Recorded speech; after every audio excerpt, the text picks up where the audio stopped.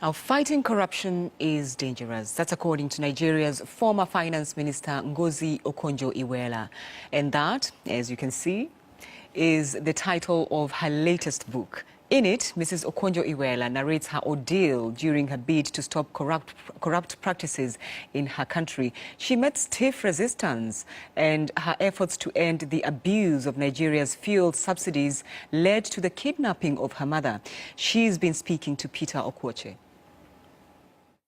She was held for 5 days. I got a call. They didn't ask for money.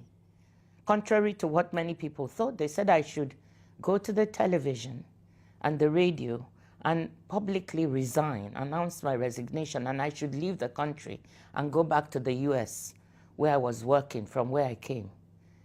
And so this was shocking. But the key thing is that when she asked these 4 young men who took her, "Why did you take me?"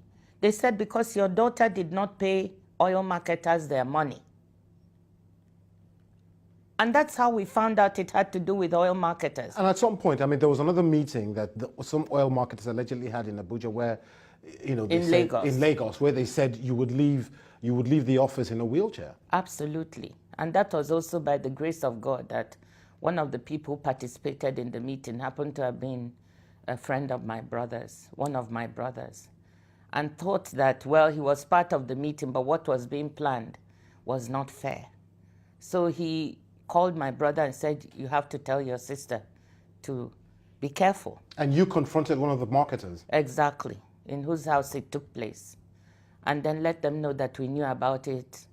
And that was how I think that was averted. But my takeaway from your book is that, you know, fighting corruption in Nigeria is almost impossible. No, I would not say that. And that was the other point of the book, was actually to give hope and show that you can win some battles. Have we won the war? Probably not.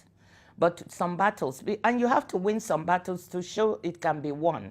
The issue is, how do you weave all this into a bigger picture?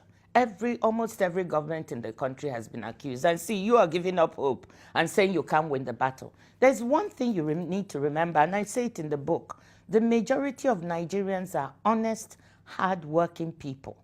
But Nigeria is held hostage by a small minority of people. Why should we give up? That's what they want. They want everybody to give up. When you try to fight the corruption, they attack you viciously. And then they get away with it. And I'm trying to say in the book, we mustn't do that. And to give people examples of where you could actually block it, even with threats to your life, to your relatives. I'm not saying that everybody should take that risk, but at the end of the day, some people have to stand up too. And actually, there are other people standing up every day. A lot of people will also say, and it's a book within which you're trying to exonerate yourself, to say, listen, I wasn't part of this, whatever cabal you guys are talking about, you know, this is what I did, you know. Why are you trying to exonerate yourself? No, I don't, the word exoneration doesn't come to mind, because when you didn't commit any crime, what are you exonerating yourself from? I don't need to exonerate myself from anything, but I wanted to tell my story. That is true, and I have a right to do that. Absolutely. Everybody, anyone else who wants to tell their story can do that. You see, there's something, when people make you a victim, they victimize you all over again. So what they would like to do, and what they've succeeded in doing, those people who are corrupt, they intimidate people. They say all kinds of things, so you keep quiet. And I've said I'm not keeping quiet. It's a former Nigerian finance minister, Ngozi Okonjo-Iweala.